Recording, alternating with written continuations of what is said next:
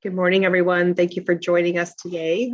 We have a new speaker to talk about brain health today. We have Margaret Jarrell, who works alongside with Jennifer Brush, who typically conducts our brain health series. Margaret is going to be speaking today regarding activity ideas for those in the home that are dealing with later stages of dementia. And so we're so happy to have you with us here today. Thank you for being with us.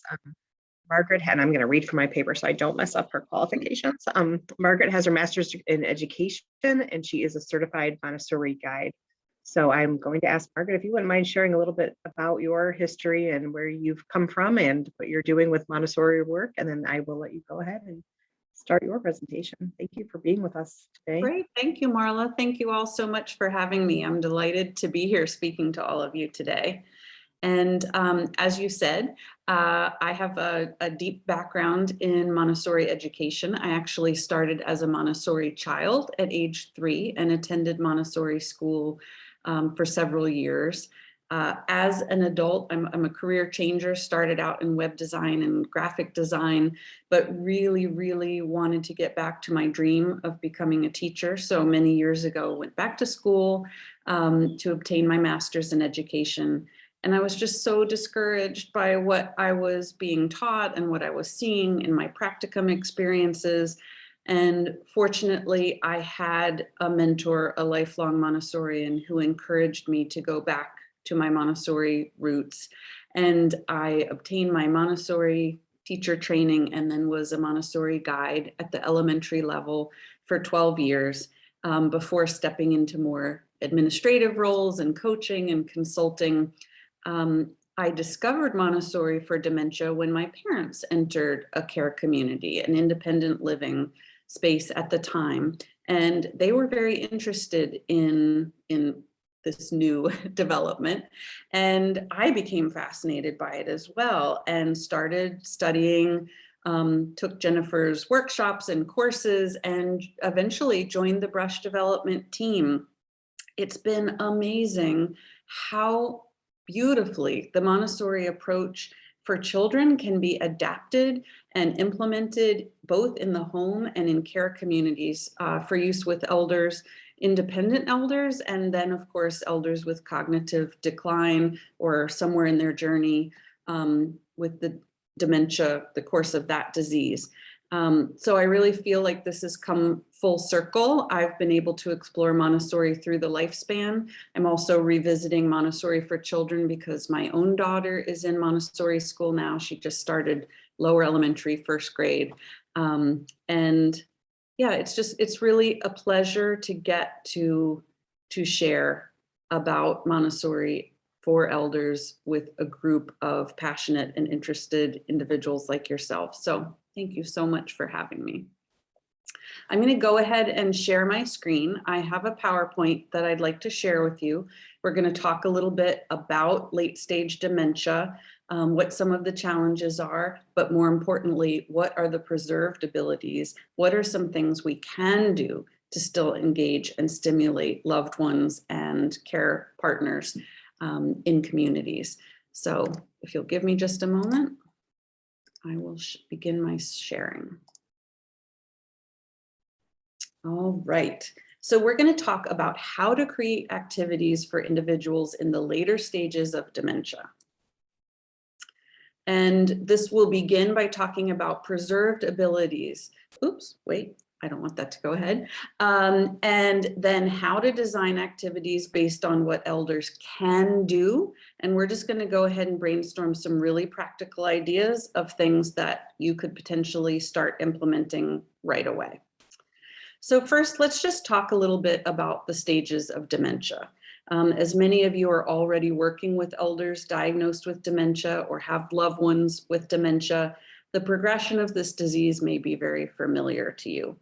Elders in the early stages of dementia may demonstrate forgetfulness or often misplace things. And while those aren't uncommon experiences that people may have as they age, they become more noticeable and more disturbing to the individual as they occur more frequently and begin to interfere with the individual's daily life and activities. That's part of how dementia is diagnosed. Elders in the early stages of dementia may not be able to recall the details of a recent conversation or the name of a familiar object, even though it may be on the tip of their tongue. Elders at the stage may also become easily confused or show poor judgment with planning and decision making.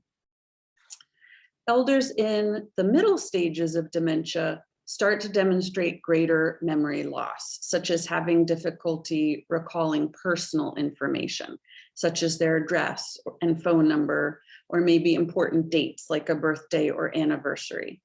We start to observe more increased confusion about orientation, such as where they are or what day it is, and we may see more difficulties with judgment. So during this stage, elders become more likely to need assistance with activities of daily living, such as dressing, bathing, and grooming. We also notice changes in sleep patterns, as well as some in personality and behavior, and we'll talk about more of those in a moment. In the later stages of dementia, we observe what's considered significant memory loss, also a more dramatic decline of physical functioning, and difficulty communicating becomes more pronounced. So just to describe a little bit more in depth about what we see when we're working with individuals in the later stages of dementia. Here are some examples of the typical kinds of physical decline you may observe. As I mentioned, loss of awareness of surroundings. We'll see some personality changes, such as some individuals may display more aggression, while others become more anxious or uncooperative. Some elders will have difficulty controlling their physical movements, like standing and walking, and may require more full-time help with personal care. Elders with late-stage dementia may have difficulty eating and swallowing and benefit from therapeutic intervention and assistance with those things. Incontinence is quite common, and these elders become much more vulnerable to infections such as pneumonia. There are also social emotional changes and behavioral patterns that we see.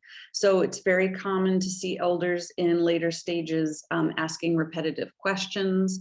They may display sexually inappropriate behavior or become socially withdrawn. You've heard the term sundowning, which describes sort of an increased agitation at certain times of the day, typically later in the day. Individuals may display hoarding or rummaging behavior, or what can be described as wandering. That's very common. And of course, we see impaired communication, increasing difficulty communicating, such as trouble finishing sentences or losing a train of thought, difficulty finding the right words, difficulty following along with longer conversations. Sometimes individuals start to have difficulty understanding humor in language or the nuance, and can have trouble staying on topic. These elders in later stages of dementia begin to rely more and more on nonverbal communication, such as facial expressions, vocalizations, and gestures. The good news is that people in the later stages of dementia do have abilities that the disease spares, and we call these preserved abilities. One example is procedural or motor memory. So even people with advanced dementia maintain familiar physical movements, such as tying their shoelaces, playing the piano. These will be spared abilities for quite a long time. Also, elders in the later stages of dementia have preserved the ability to take in information through their senses. We therefore try to create really rich environments that engage elders through the sensory experiences of touch and sight and taste and smell. Elders in the later course of the progression of the disease also continue to enjoy connection with others. And so we're very mindful of making sure that we're providing those opportunities. And we'll talk more about how we do each of these things. But really, the essence here is that we want to not focus on what elders can no longer do. This is sometimes very challenging for family members who are grieving and really missing the loved one that they once knew. But the important thing is to focus on what our loved ones and what our care partners can still do. And so we know, because of these preserved abilities, elders can still enjoy familiar things. They can continue with old habits and routines that employ motor memory. We can still engage them through their senses, and they can still connect with others. So let's talk a little bit about how we might do this. Here you see examples of familiar activities and roles practiced over a lifetime that have been made available to elders in a care community. These could also be just as easily offered in the home environment. For most of us, these types of things, sweeping, using a screwdriver, or shining shoes, are things we've practiced over a lifetime, and we can enjoy the opportunity to continue engaging in these activities. It can be both familiar and comforting to have these opportunities. Most elders do not need to be taught how to toss together rice and beans, or wipe down a sticky tabletop, or water tomatoes in a pot. These old habits are preserved and can still be enjoyed far into the progression of dementia. So we want to make sure to continue offering opportunities for meaningful engagement with familiar and well-loved habits and routines.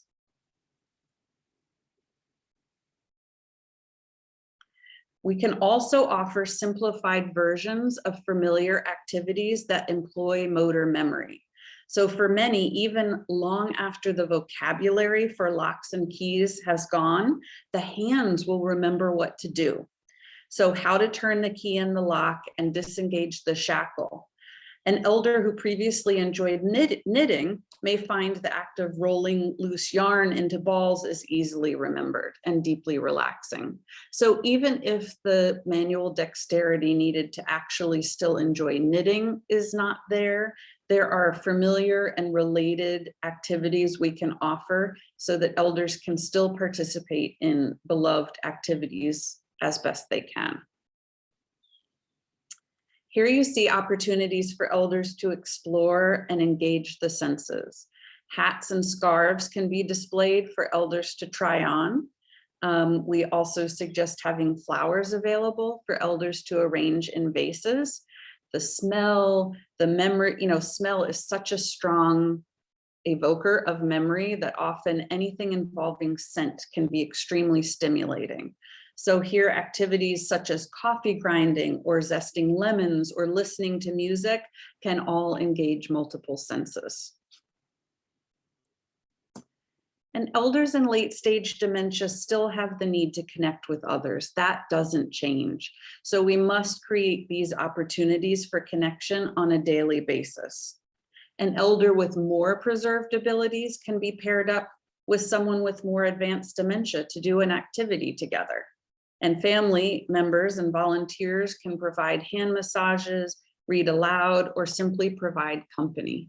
So I love these two examples because here you have one elder with higher cognitive ability assisting another elder with an activity that they both enjoy.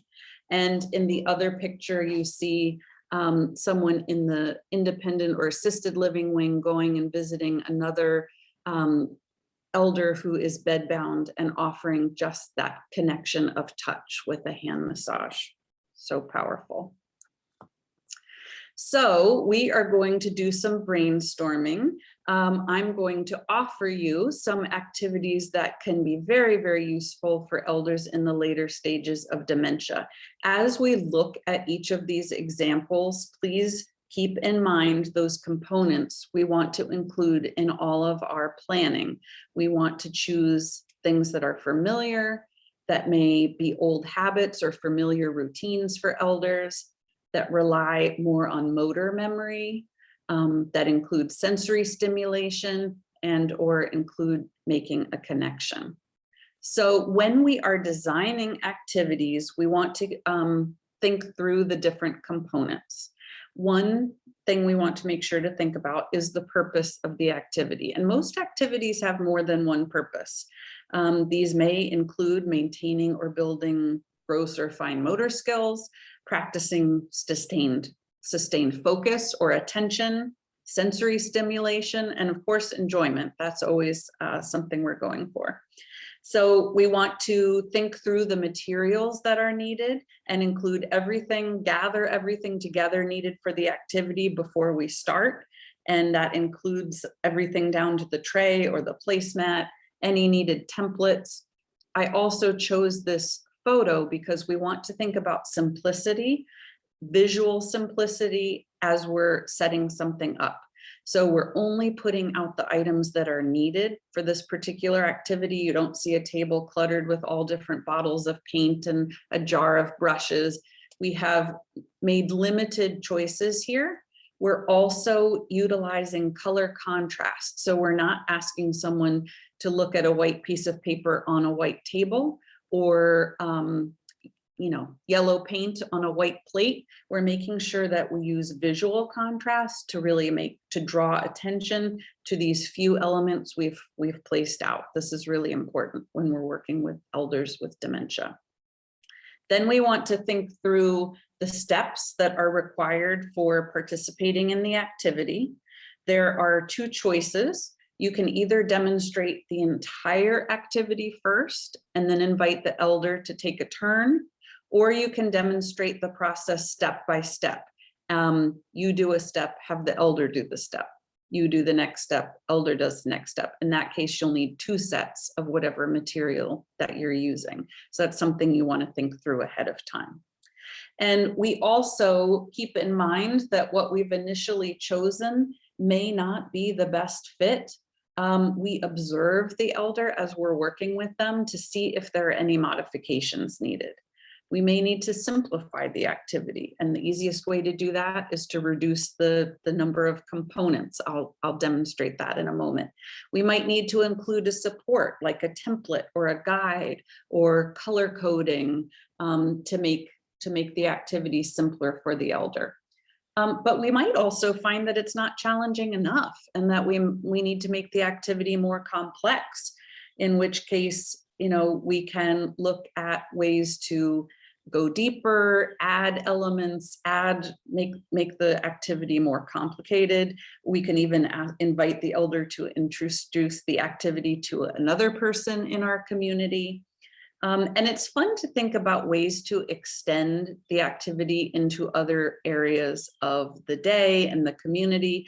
So we often think about what could come next. If we have done some flower arranging with an elder, could we introduce planting seedlings or watering and polishing plants, leaves of the plant, cutting herbs in the garden for meal preparation, and all sorts of things like that. So we can sort of extend the enjoyed activity if we find that it's something that the elder is enjoying.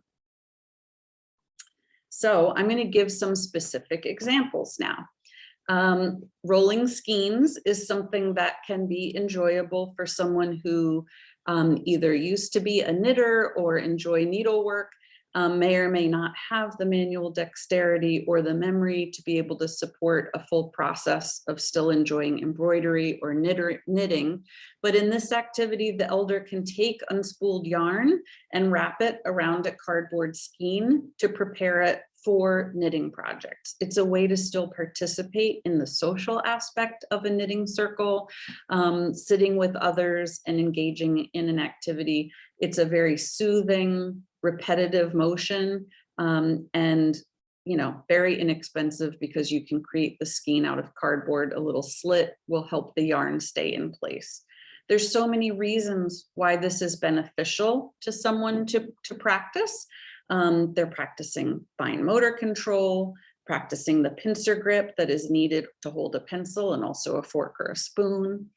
The elder is practicing maintaining attention through a task. It also fulfills a need to give back to the community because they're helping prepare materials for others to enjoy. And of course, it provides an opportunity for socialization if there's a group sitting together. So whenever we are putting out an activity, we include a tray and some kind of mat in a contrasting color to define the workspace where the elder will be working, and then all the materials can be laid out on that mat. This activity is really, really simple. All you need is unspooled yarn and that cardboard skein and possibly a pair of scissors. Some modifications that you can make if you find that this activity is too difficult is to have the end of the yarn already inserted into the slit on the skein and maybe taped down.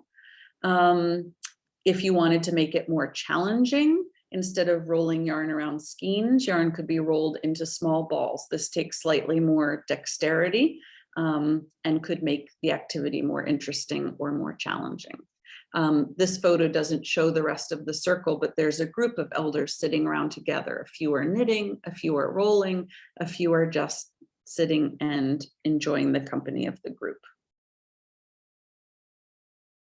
Something else you might try doing with an elder is coffee grinding. The only materials that, oh, did I skip a slide here? Yeah. Okay, so ideally that you would then be using the coffee beans that have been ground to prepare fresh coffee for the community, which means that this is fulfilling a need to give back to others. There's also so many sensory inputs here. You have the sound of the beans as they tinkle and clink into the bowl or the grinder. You have the smell of the freshly ground coffee. That's such a powerful sensation, and for so many of us. Again, it's wonderful fine motor control practice and working with strengthening the pincer grip and practicing maintained attention.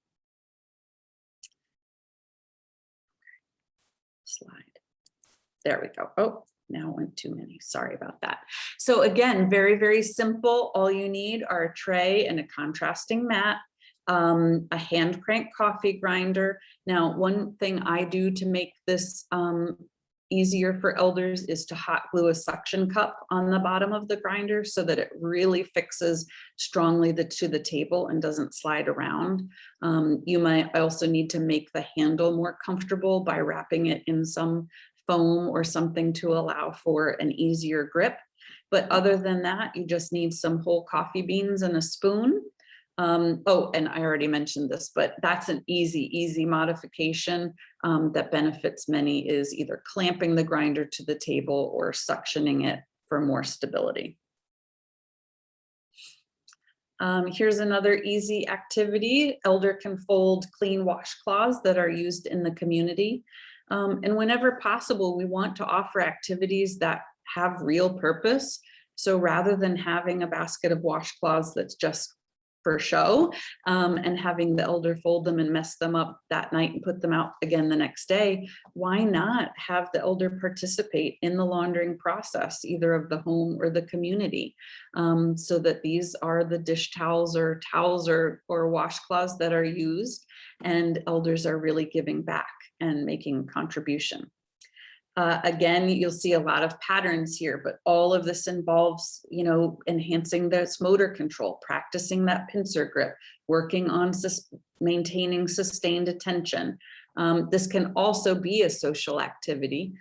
Community that we work with, one of the care partners invites a group to join her for laundry folding after breakfast every morning. And it's become quite a nice routine where a group of elders chooses to come on over and provide the service for the community. And then those clean folded towels and laundered items are taken back to rooms and used. So it's become quite a nice ritual. Again, very, very simple to put together. All you need is a tray, a mat, and a basket of clean unfolded washcloths, maybe a second basket for folded ones. You might consider labeling the two baskets, folded and unfolded, as an extra scaffolding opportunity. A modification that you can make to simplify this is even to use a fabric marker to draw fold lines on the washcloths. And so it creates really its own template for elders who may need that extra support. Sorting nuts and bolts, similar to locks and keys, can be a very familiar and enjoyable activity for those elders in the community who enjoy working with their hands and have been handy around the house or had careers that enabled them to use their hands. So again, we've got all these benefits of maintaining manual dexterity and those fine motor skills. Again, sensory stimulation of the feel and weight of these familiar objects.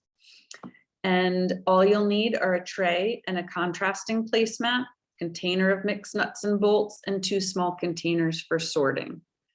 Now, of course, the sky's the limit where you can go with this. You can reduce the number of objects to simplify it even further, but and you could put labels or photos of nuts and bolts on the 2 containers so that it's very clear where the elder should place each one. As for making it more complex, you know, you can go anywhere with this. You could have nuts and bolts for elders to put back together. You could have a whole toolbox that needs to be sorted. So it really depends on the ability and the interest of the elder you're working with, how you set up this activity. And this is why we get to know elders that we work with before we introduce them to things, and also why we observe so closely when we're working together to see where those modifications may be needed. Sorting silverware is a way that an elder can participate and again contribute to the life of a community or to the tasks of the household. These clean utensils can be sorted into baskets and then used to set up for meals. Similar purposes here to many of the other activities we've discussed. And the materials include a tray, placemat, container of clean utensils, and labeled containers for sorting. In this picture, you see baskets that are different colors and are labeled. In the previous picture, you saw a template outline of the type of utensil in the bottom of each tray to serve as a guide. So there are lots of different ways that you can design your control of error. And in fact, you could even put color sticker dots on each utensil that match the colors of the sorting containers. So there are lots of ways that you can support elders with memory loss so that they can still be successful in some of these tasks. And you just get to be a little creative and see what works. So matching socks, this really goes for, you know, lots of different kinds of matching activities. But in this case here, we have an elder matching socks. Oh, did I skip the first? I'm having a little trouble advancing my slides, forgive me. Let's see if I can get back to where I want to be. Okay, here again, we have the purpose of motor control, practicing the pincer grip, sustaining attention, sensory stimulation. This is also an activity that we call care of self or care of others if you're matching socks for others. But part of what many elders lose as they become more advanced with their dementia and may require more care is that sense of dignity that comes from doing things for yourself. And so any kind of task that involves maintaining responsibility for care of self is really, really valuable still. So here you'll just need a tray and a contrasting placemat and a basket of clean unmatched socks, perhaps a second basket for the matched pairs. To modify this activity, you can change the number of pairs. Of course, you know, you put out fewer to make it simpler, more to make it more complex. You can make sure that the socks are more contrasting in color and pattern to make this activity simpler as well. Flower arranging is something that I have enjoyed for so many years doing with elders. It not only has all these wonderful benefits of many of these other activities, but here we're bringing nature into the environment. We're providing an opportunity for socialization, and the sensory aspect can be so conducive to sparking conversation, helping elders reminisce. I've had many wonderful conversations with elders about plants they used to have in their garden. That sense of smell, can bring back memories in such surprising ways. So here you'll need a tray, contrasting mat, a very stable base, so something with a heavier base or that's weighted down with colored stones perhaps. Although it's easier to use silk flowers because they don't have to be replenished, I highly recommend making fresh flowers available whenever possible. I have over the years established relationships with stores like Trader Joe's that have to throw out their old flowers at the end of each day, and you can arrange to do a pickup. I have relationships with wedding planners and churches and florists. When they have things that they can't use or extra items, they'll give me a call. I can swing by. And so this is still possible on a limited budget. Of course, if you're at home, you can cut flowers from your own garden, and it really enhances the experience when you use fresh flowers. Now, you could have them pre-cut to already be the correct length to fit the vase to simplify this activity, or if the elder's able to be more challenged, then snipping the ends off of the flowers could be part of the activity. Here's a nice sensory experience, and it can be modified in all different kinds of ways. The experience of sifting. In this picture, the elder is sifting through beans to find some colorful, polished rocks that have been buried in them. There are so many sensory elements here. Again, the tinkle of the beans on the ceramic bowl, the shine and the smooth feel of those polished rocks, the beautiful colors. This is just a really rich experience. And what you'll need in addition to the tray and the mat is a bowl filled with beans or rice, a slotted spoon, something to bury in the beans or rice. In this case, I chose polished stones. If you're worried about that being a choking hazard, you can choose larger objects. But I find that the polished rocks are just really, really inviting and an extra sensory element that's so enjoyable. And then a small bowl, for placing the items in. You can, of course, vary the number and the size of the object. You can vary what they are. You can put natural things in there. You can put models of animals. You can, anything, and then you can customize that to what your elder's interests are, what you've buried for sifting. Something else you might try is just creating different arrangements of items in baskets to create a sensory basket. We talked about how many elders in the later stages of dementia have a desire to rummage through things and handle things and manipulate objects. So we can meet that need by creating these opportunities. And this is another way to bring nature and the environment, depending on what you choose to place in the basket.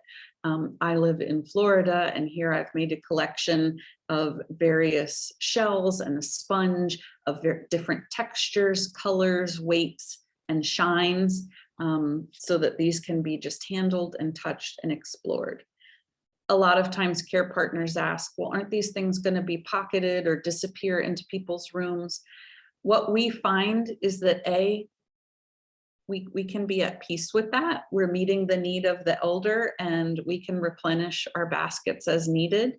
But also we find that when elders have the opportunity, when this need is being met, and when they have the opportunity for rich sensory experiences and to touch and manipulate objects, then that need or craving to keep things and hold things and take things is lessened, because we're meeting their need in the environment.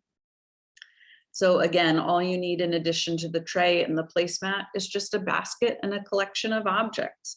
They might be a collection of a theme, like items needed in the kitchen, maybe some vintage kitchen tools, an egg beater, a whisk. These can spark conversation, reminiscence. You could have the sky's the limit here. And you'll want to change these out periodically. Now, to make this activity more challenging, you could include labels so that items could be placed out on the mat and labeled. but we want to make sure that this does not become a quiz or a memory test where we're asking elders, what's this called? Do you remember the name of this? That is setting them up potentially for frustration. So if we include labels, we would want those to be an aid and an option instead of a required element of this activity. You can have a lot of fun with sensory jars. I'm going to demonstrate this in just a moment, but you can create sound cylinders where there are matching jars that you're listening to find the matching sets, or jars that you can use to smell and try and identify a smell. Since I'm going to demonstrate this, I'll talk more about it during the demonstration. But here you can see in this picture, it's the Montessori sound cylinders, which are each set of red and blue has a matching sound. So this is great sensory stimulation and can be a fun thing to do in partners as well. So here we have an idea that is to create a sensory fabric book for elders in the later stages of dementia. They may enjoy just feeling the different sensations, looking at different colors and feeling different textures. Again, we're maintaining manual dexterity and fine motor skills, allowing elders to practice sustained focus and engaging the senses. You can purchase these. You can also very easily make them yourselves. In that prior picture you saw, we just had collected some swatches of fabric and made a little booklet with 3 rings. Here's something that I had purchased on Etsy that has different fabrics with different colors and textures on each page of this cloth booklet. A fun follow-up might be providing 2 sets of matching swatches of contrasting colors and textures that the elder can then match into pairs. So listening to music is another powerful sense memory for many elders, even in the later stages of dementia. This is such a pleasurable activity for many, especially when we offer music that is familiar and well loved to the elder. There are some wonderful devices out there now, one-touch MP3 players where a family member can help prepare a playlist of someone's favorite music and preload it on there. And then all the elder has to do is press the button. It kind of looks like an old-fashioned radio, and music that is familiar to them starts playing. There's also a wonderful program, what is it called? Music and Memory, that involves a small training, but in which you preload iPods for elders with music that's very familiar to them. So in either in a home or in a care community, we want to create a listening area. Here you see one that's been set up to very clearly cue the purpose of this area. There's a musical note on the wall. The record player is a visual cue. There's an album put out, and even an invitational sign asking, would you like to listen to music? These are some great strategies for increasing engagement, encouraging elders to participate in activities. And so when you create a listening station, do think about invitational signage.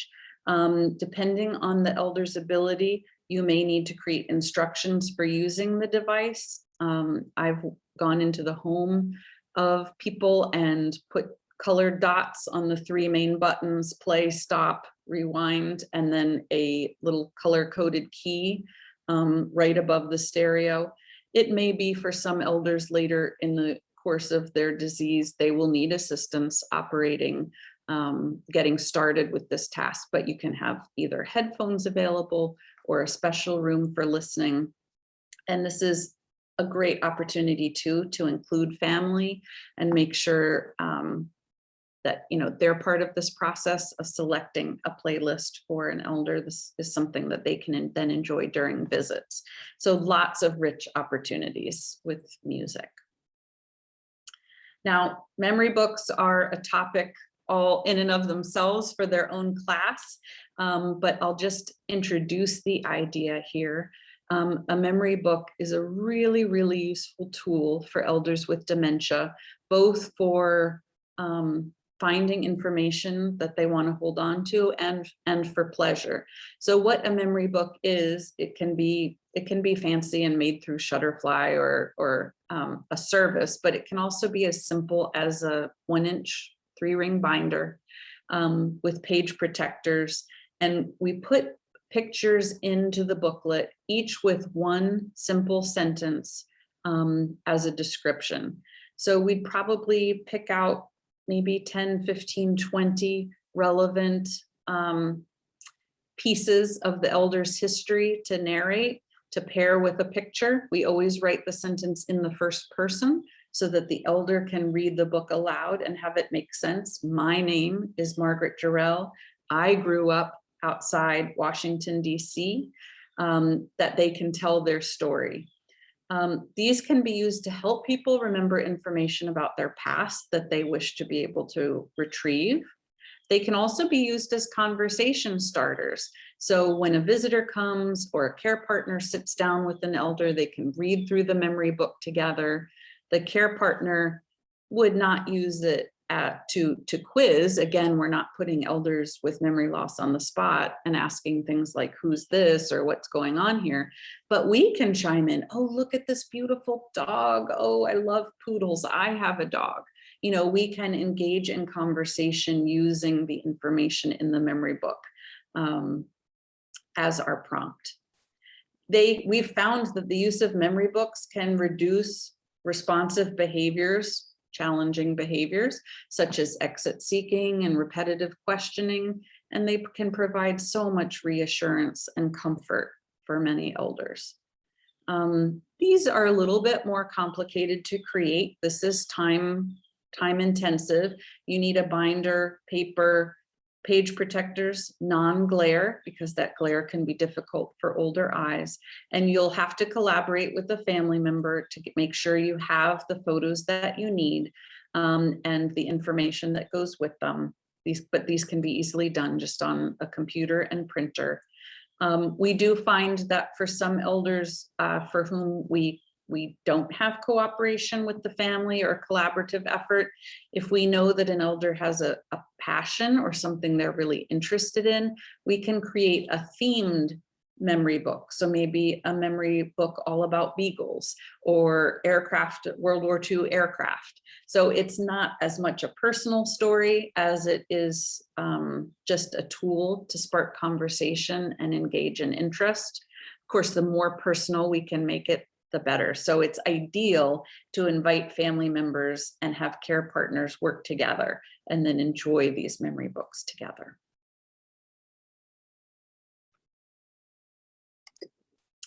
So a few tips here on presenting a new activity or a material to an elder, and then I'm actually going to do so. I don't have an elder with me, but I'm going to role play as if I did and just demonstrate the process of introducing someone to a new activity. So as I mentioned earlier, the first thing we want to do is fully prepare before we start. So we want to have all our materials gathered, have thought through what cues or templates or extra pieces we're going to need. Then we always invite the elder to join us. We're not assuming that they're interested. And if an elder declines, we want to be respectful of that. We can always try again another time. But if the elder does accept our invitation, then we want to demonstrate the activity. I did mention there are two ways to demonstrate, either the entire process and then turn it over to the elder, or you can demonstrate step by step. You may need to repeat those demonstrations several times. Now, we tend to try to use as few words as possible during a demonstration because it can be difficult for an elder with advanced dementia to attend to both our words and our movements at the same time. So if we're streaming language while we're demonstrating something, that can be distracting from the demonstration. But I do need to make a caveat here, because if an elder starts talking, if the activity is sparking a memory or an interest or connection, that's what we want. So we can pause our demonstration and engage in that conversation. That's success. We're looking to find connection.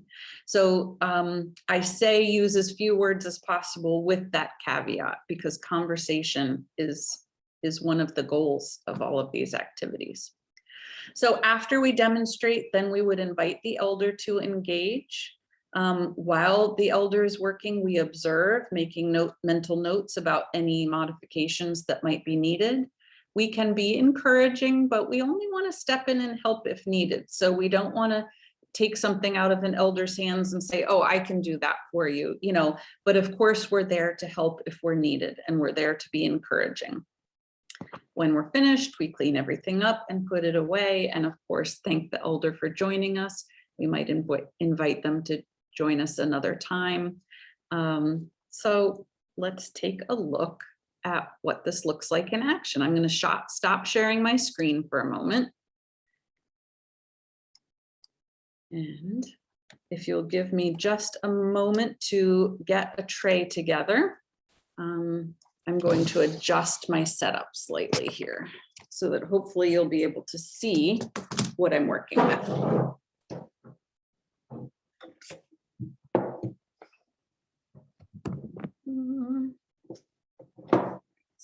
I need to raise this slightly. Okay. So the first activity I'd like to demonstrate is a set of smelling jars. Here I have 4 jars. These are actually spice jars, so that when I unscrew the lid, you'll see that they have little caps on them with holes so that you can smell what's inside. I also have a set of cards here with pictures of the objects that are inside the jars. And as you saw, this is my brightly colored mat that we put with every activity, but in this case with a napkin ring. So I'm going to go ahead and pretend that I have an elder here that I'm going to invite to work with me and just kind of simulate what this might look like. So, good morning. Thank you so much for joining me. Would you like to enjoy these scent jars with me? Wonderful.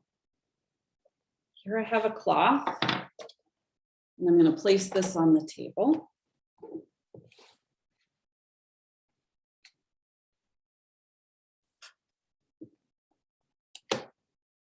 I wonder what this is.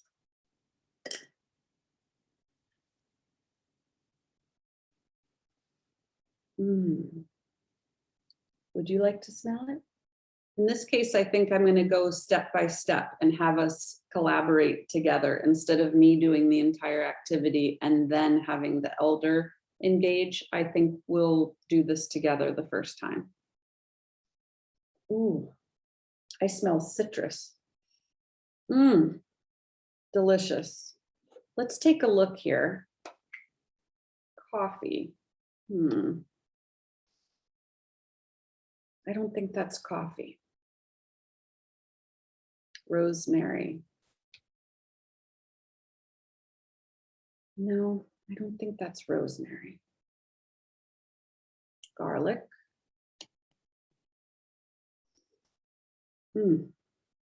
No, I don't think that's garlic. Lemon. What do you think? I think this is lemon. Let's place it with the picture of the lemon. See if I can more this. All right, let's try this one. Ooh, would you like to smell? It's pungent, isn't it? That is a strong scent. This reminds me of my garden. Coffee? No. Rosemary? No. Garlic. I think this is garlic. Let's see what we have here. Would you like to smell? Ooh, this is herbaceous. Thyme, oregano, rosemary, something like that. No, not coffee. Rosemary. I love rosemary on roasted potatoes. I'm going to match that. All right, there's one more.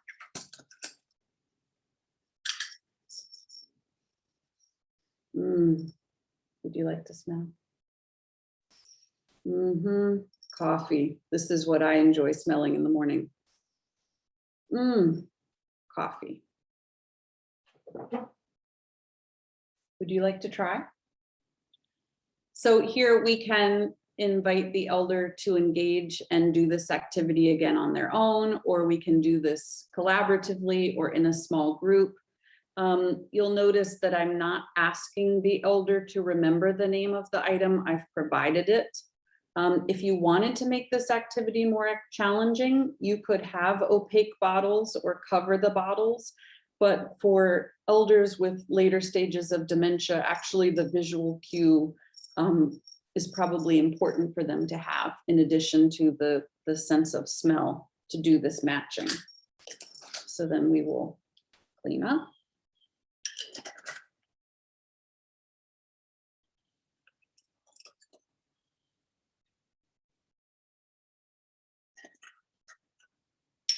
I'm going to return these items to the tray.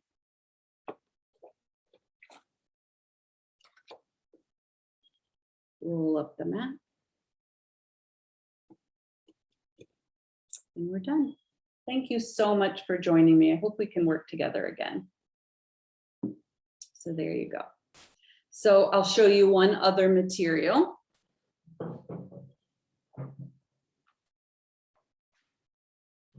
This is one that was not in the PowerPoint, coin sorting. So a lot of us have a jar at home. This is not very full at the moment, but a lot of us have a jar of coins, or we put coins in a bowl or in a drawer, you know, when we come into the house. So then this can be a wonderful sensory activity, both for the sense of sound, like the coins clinking into the containers, sight. It's a wonderful fine motor practice activity. So here, for the sake of time, I'm not going to pretend to be with an elder necessarily, but I'll show you how I would set this up. I have a nice bright placemat. I have a container with 4 sections to it. And whenever we're working with elders, we want to use natural materials whenever possible instead of plastic. I really feel like it is just respectful, and it also creates so many more sensory experiences. The sound of the coins hitting ceramic is so much more enjoyable than the sound of it going into plastic. So we would lay out our coins, pick up a coin, and put it into a container and put the pennies there.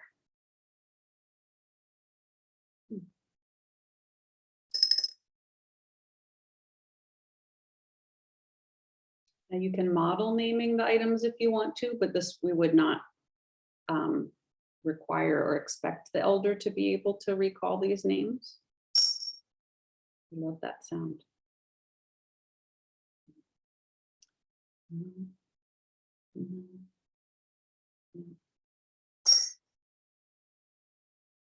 Now, one control of error, or one way you can simplify this activity, would to be actually like hot glue one of each coin into the bottom of each compartment of the container, so that there is a guide. Pennies go here, nickels go there.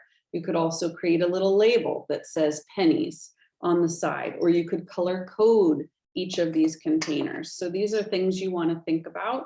But if there is a dime at the base of this container, or it's labeled dime, then it becomes very easy for the elder to match.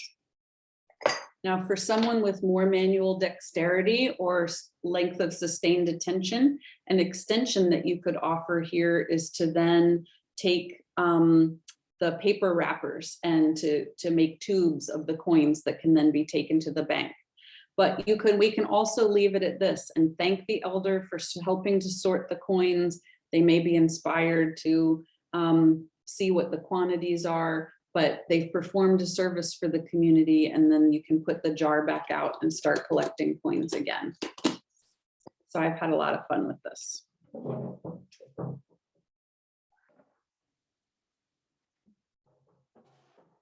So at this point, I'd love to open it up to any specific questions that you may have. Please feel free to type into the chat if you have any questions and or ideas of things that activities you have done with elders with dementia that you would like to suggest to others here. So please feel free to type into the chat any questions or any suggestions that you may have. Thank you so much, Margaret. While we're waiting for a look to see if we have any questions, just some great activity suggestions. Greatly appreciate it. And my training as an occupational therapist really coincides with all of the activities you're talking about when we look at activity analysis and how to make an activity a little more easy or a little more difficult to meet that individual's needs. So great ideas that even our care coordinators can incorporate with members as well. So great information. And let's see if we have any questions that come across.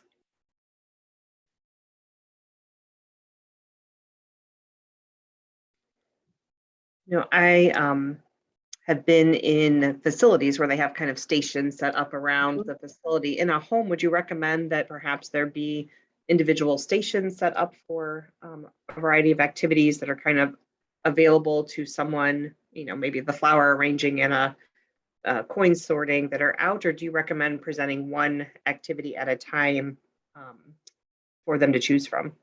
Well, we often have those stations set out or a variety of activities available on open shelving. It's part of why we're so intentional about the display instead of a box that's closed with a lid. You know, we have an open tray where everything's visible, so that elders who are curious about something or who have practiced with something may be drawn to it. We want to invite engagement as much as possible. So yes, having things open and available is an excellent practice to get into. And what we find is that elders will need invitations and prompting at times to engage in those activities. What we also see is that elders, even those with dementia, can build a new routine even if they don't remember the practice. So if you have practiced a certain activity with someone every day at a similar time for several weeks, they may then get into the routine of going and engaging in that activity independently, even if they don't remember those previous sessions. I see we have a question in the chat. Do you find that reminding those who've lost spouses beneficial or more traumatic? That's an excellent question. And of course, with most of these questions, I'll start with the catch-all, which is that it may depend on the individual. I have worked with some elders for whom a memory was so traumatic that we had found that it was just too painful. But in general, my greater experience is that it is reassuring and calming for elders to have the answers to the questions that they need, even if those answers are sad. Memory books are a great tool for this. So you might include the information about a lost spouse or a former pet in the memory book. And, you know, just anecdotally, I worked with an elder several years ago who had a lot of repetitive questioning about where her husband was, and it caused her a great deal of anxiety and the desire to leave, to go find him. And so she was showing her care partners that she really needed that information. We included it in her memory book, the information about her husband, his name, his photo, also his funeral. She could see that there had been a lovely ceremony to say goodbye. And then we would direct her when she had the question to her memory book. And yes, there was a moment of grief. She would grieve again each time that she looked at it. But what we found is that she then had peace of having that question resolved and was able to move on through her day. So we do need to, of course, consider the individual, but in general, I find it's very helpful to give elders the information that they need. Important information for sure. Ooh, someone says they've used cardboard cutouts with holes for sewing as a great craft. Absolutely, lacing activities. Yeah, those can be an excellent way to engage in the movement and the motor memory of sewing, yet made less complex. Oh, this is interesting. Someone is having difficulty with the term elder. As an objectification of the person, and also because dementia can affect younger people as well. That's a really interesting point. Thank you so much. And I'll tell you, one reason Jennifer and I in our practice have changed our terminology to elder is because in so many care communities, elders are referred to as residents. And we're really hoping to reframe looking at members of the community as residents versus staff members, and actually just seeing them as seniors or elders. So that's the intention behind that. But you're absolutely right that dementia does affect people of all ages. And so elders is not necessarily the appropriate term if you're working with a diverse age group. So thank you so much for bringing that up. We don't often really even think about, and certainly don't intentionally mean to compartmentalize a certain, age group or at all. Right. Well, thank you so much for being here today, Margaret. It's such great information, and I know it'll be so beneficial for our members and their families and caregivers that are dealing with, especially individuals that are suffering from later stages of dementia. So, thank You're you so so much. welcome. It was my pleasure.